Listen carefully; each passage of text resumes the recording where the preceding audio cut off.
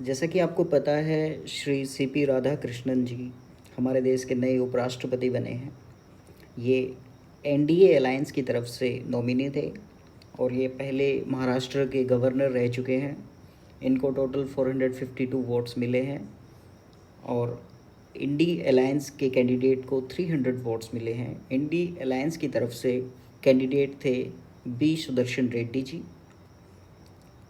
तो यहाँ पे हम सिंपल मैथ समझते हैं कि इंडी अलायंस के पास कितने वोट्स थे और एनडीए अलायंस के पास कितने वोट्स थे। एनडीए के पास 437 वोट्स थे और इंडी अलायंस के पास टोटल 315 वोट्स थे।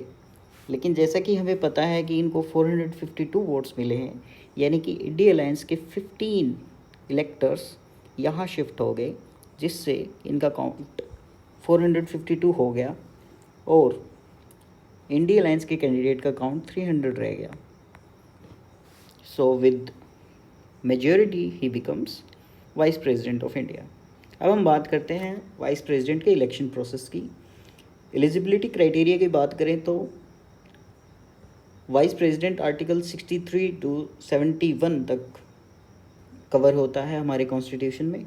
आर्टिकल 66 रिस्पॉन्सिबल होता है इलेक्शन के लिए। सिटीज़न इंडिया का होना चाहिए, उनकी 35 एज हो चुकी हो, क्वालिफ़िकेशन इतनी हो कि वो राज्यसभा के मेंबर बन सकें। ऑफिस ऑफ प्रॉफिट उनके पास कोई ना हो, यदि कोई है या कोई गवर्नमेंट ऑफिस है तो पहले वो रिज़ाइन करें, उसके बाद ही कैंडिडेचर के लिए अप्लाई कर सकते हैं और देश के उपराष्ट्रपति बन सकते हैं।